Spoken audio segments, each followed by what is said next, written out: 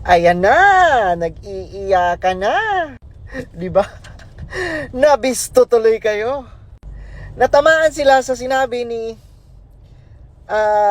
former President Duterte. Sinabi niya kasi doon na dapat ang sabihin ni Inday na yung ni-request niyang confidential funds ay para sugpuin kayo, Franz Castro.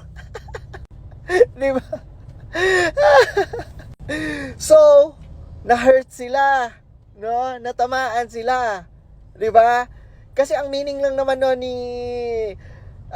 former President Duterte, 'di ba, na yung confidential funds ay para puksain ang mga makakaliwang grupo. So, itong sila Brosas and the rest of the gang nag-react. So meaning, makakaliwang grupo talaga kayo. Samantala, posible pong maharap sa kauna-unahang pagkakataon sa kasong kriminal si dating Pangulong Rodrigo Duterte kasunod ng pagbabanta sa buhay ni ACT Teachers Party List Representative Franz Castro. Ayon kay Gabriela, Representative Arlene Brosas, paglabag sa batas na bantaan ang buhay ng mga elected official na nais lamang isulong ang transparency at accountability sa paggastos ng gobyerno. Paalala ni Brosas, hindi naligtas si Duterte sa lawsuit dahil wala na siyang immunity katulad nung nasa Malacanang pa siya. Dagdag pa ng kongresista, patuloy ring iniimbestigahan ang dating Pangulo kaugnay sa munay paglabag sa karapatang pantao sa gyera kontra droga.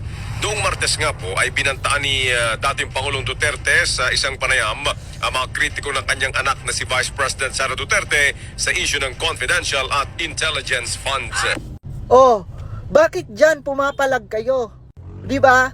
Pero yung sinabi ni former President Duterte na ilabas lahat ng COA reports nyo, asa na yun, 'di ba? Doon tayo mag-focus. Masyado naman ata kayong, 'di ba? Halatang halata na makakaliwang grupo talaga kayo. Ay nako. Tama naman talaga si President Duterte na ang confidential funds ay para sugpuin ang mga makakaliwang grupo. Anong mali dun? Takot ka, Castro, na masugpo ka? Takot pala kayo eh. Tapos mga makakaliwang grupo pala kayo. May takot pala kayo. Transparency mukha nyo. Hindi nga kayo transparent. Aber, saan nyo ginagamit yung pondo nyo? Ha, ikaw Brosas, no? Ikaw Castro, ikaw Raul. Sige nga, saan nyo ginagamit yung pondo nyo? Ang laki-laki Ang lakas nyong mag-question pero pag na-back to you kayo, magdedemando.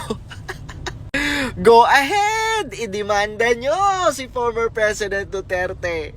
Grabe talaga mga lods, no? Sobrang wais talaga itong si former President Duterte. Kasi di ba pinapakagat niya sa pain yung mga nagbabalat kayo. Di ba lalo na yan sila Brosa, sila Castro, sila Raul. No, mga balat sibuyas. Pero pag itong si former President Duterte bumanat, ayun, labas sa lungga.